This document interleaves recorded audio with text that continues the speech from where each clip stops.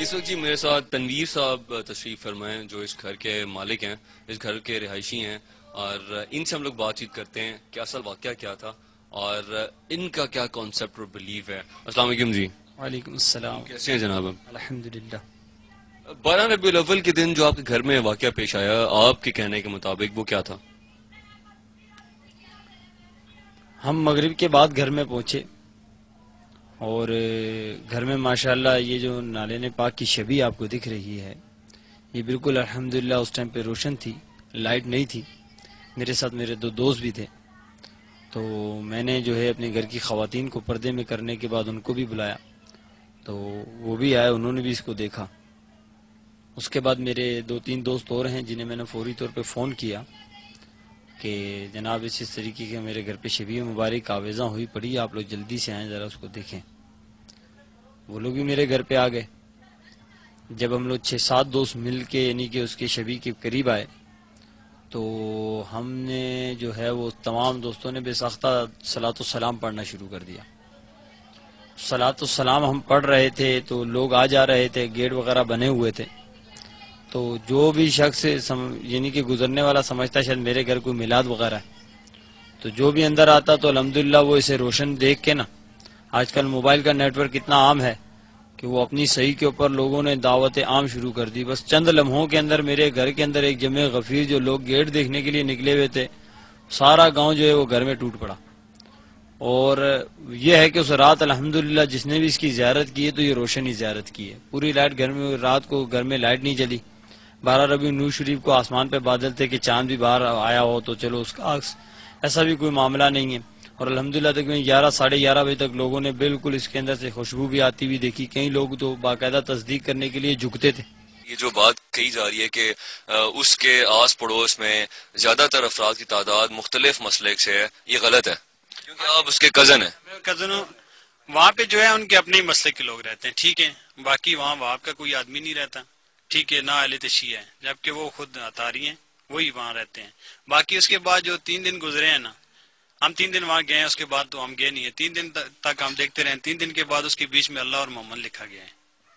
اللہ اور محمد نالین مبارک کے ساتھ زمین پہ بالکل آپ نے خود سے دیکھا؟ ہم نے خود دیکھا ہے، میرے ساتھ ایک لڑکا افتخار بھی ادھر بیٹھا ہوا، اس نے بھی دیکھا ہے، اس کے اندر اللہ اور محمد لکھا ہوا تھا۔ وہ افتخار صاحب بھی آئیں گے آگے، یہاں پہ ہیں، تھوڑا سا آگے آئیے گا جی۔ تو وہ بل کا جو ہے نا بریک لکھا ہوا تھا، سینٹر کے اندر اللہ اور محمد کا نام لکھا ہوا تھا۔ جب میں نے یہ اپنے ان سے کہا ہے کہ یار یہ تو غلط ہے، میں نے کہا جب حضور صلی اللہ علیہ وسلم کا پاؤں مبارک دنیا پہ آیا تھا، وہ جو پہاڑ کے اوپر ہے، کتور کے پہاڑ ہے غالباً وہی ہوگا، تو اس پہ اللہ اور اللہ کا محمد نام نہیں آیا تو اس جگہ پہ آ سکتا ہے، میرا تو یہ ضمیر گوارا نہیں کرتا۔ اس کے اگلے دن جو ہے اللہ اور اللہ کے محمد کا نام وہاں سے ختم ہو گیا ہے۔ جب ہم نے ان سے پوچھا، وہ کہتے ہیں یہ گبینا ہے اور گبینا غائب ہو گیا ہے۔ آپ خود اندازہ لگائیں کہ ایک چیز گبینا آتی ہے اور گبینا غائب ہو جاتی ہے، وہ بھی 3 دن کے بعد۔ اگر وہ نلین پہلے ہی آتا تو اس کے ساتھ لکھا ہوا ہوتا نا۔ جب آپ نے پہلی رات کو دیکھا وہاں پہ یا اللہ یا محمد نہیں لکھا ہوا تھا، بالکل نہیں لکھا ہوا تھا، دوسرے تیسرے دن لکھا گیا، بالکل پھر آپ نے جب ان کو منع کیا، اعتراض کیا، انہوں نے مٹا دیا، بالکل یہ کہہ کے کہ خود سے غائب ہو گیا۔ کہ باہر سے کئی لوگ آئے ہیں، عورتیں آئی ہیں، بچے آئے ہیں، انہوں نے بھی ان کے آگے سوال کیا کہ سر یہ ہمیں مٹی دکھائیں، انہوں نے خوشبو لی، خوشبو آئی نہیں مٹی کی۔ پھر انہوں نے ان کے آگے کوشچن کیے کہ یہاں اللہ اور محمد کا نام لکھا ہوا ہے، ہمارے جو رشتہ دار ہیں وہ دیکھ کر گئے ہیں، آج نہیں لکھا ہوا۔ تو وہ کہتے ہیں آپ غور سے دیکھیں آپ کو نظر آئے گا۔ تو انہوں نے آگے سے جواب دیا ہم غور سے ہی دیکھ رہے ہیں، ہمیں تو نظر نہیں آ رہا۔ تو پھر جو ہے ابھی تو کچھ دن تک وہ نلین کہتے رہے ہیں، ابھی اس کے بعد انہوں نے کہا کہ یہ نلین بھی نہیں ہے، یہ شبیہ ہے۔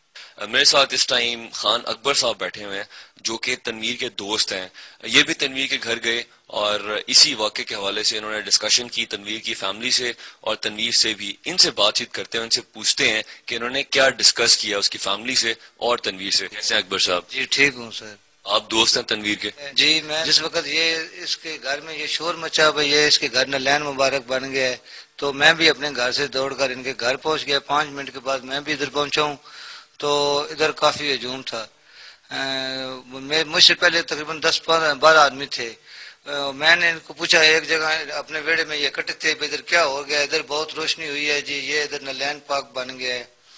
مجھے تو ادھر کوئی روشنی نہیں نظر آئی۔ میں اس وقت اس کے بعد گھر چلا گیا، رات کو سوچتا رہا بھائی یار یہ اس طرح کیسا ہو گیا، یہ کس طرح ہو سکتا ہے۔ جس وقت صبح پھر آ گیا، اس کے دوسرے بھائی سے بات کی، بھائی یار ہو سکتا ہے، کس بھائی سے؟ نام کیا؟ اس کے بھائی کا نام جاوید ہے۔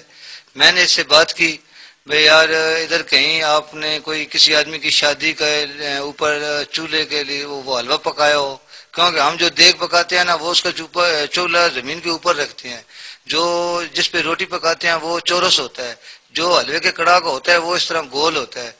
اس نے بتایا، وہ اردو میں اس نے مجھے بتایا وہ کہیں ادھر آس پاس وہ چولہا تھا۔ مجھے تھوڑا شک پڑ گیا۔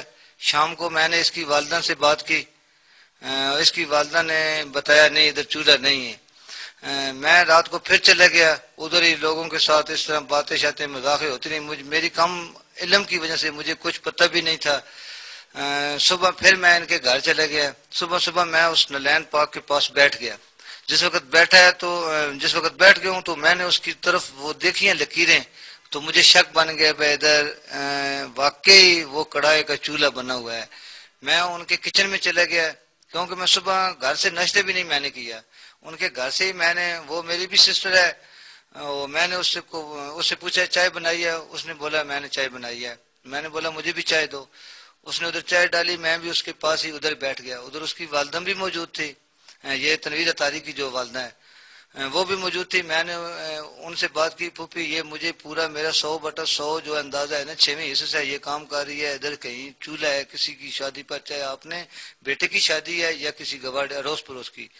تو وہ جو سسٹر ہے نا ہماری، وہ میرے دوست کی جو بیوی تھی، اس نے بتایا بھائی ادھر واقعی امی جو بھائی بات کر رہے ہیں وہ ٹھیک ہے۔ اس نے اس طرح کیا، بھائی مجھے بولتی ہے بھائی آپ میرے تنویر اطاری کو بھی بتائیں بھئی یہ سرو سر ڈرامہ ہے، کیونکہ ابھی تم کو سسٹر نے بتا دی۔ تنویر کی ماں نے کہا کہ میرے بیٹے کو بتائیں کہ یہ ڈرامہ ہے؟ جی بھائی میرے بیٹے کو بتائیں بھئی یہ سرو سر ڈرامہ ہے، کیونکہ ابھی تم کو سسٹر نے بتا دی۔ تنویر کی ماں نے کہا کہ میرے بیٹے کو بتائیں کہ یہ ڈرامہ ہے؟ جی بھائی میرے بیٹے کو بتائیں۔ میں کہ نہیں، وہ میرے دل کو ایمان کو ویسے بھی تیش پہنچی، تو میں ادھر سے غصے سے اٹھا، میں کہ نہیں میں نہیں بتاتا، یہ اپنے گھر کا معاملہ آپ خود بتائیں۔ لیکن پھر دوبارہ اس کی والدہ نے مجھے کہا بھئی اس طرح کریں، تنویر اطاری کے ابو کو بھی ساتھ لے جائیں، وہ بھی اتنے میں اندر آ گئے چائے پینے کے لیے۔ ان کی والدہ نے کہا حاجی صاحب آپ ادھر سے چائے لیں، ادھر جا کے تنویر کو جگائیں۔ پہلے تو میں نے تنویر کا دروازہ کھڑکایا، 7:30 کا ٹائم تھا۔ میں نے تنویر کو بتایا یار آپ کے گھر یہ تو آپ نلین تصور کرتے ہیں، آپ صبح کی نماز بھی نہیں ادا کرتے۔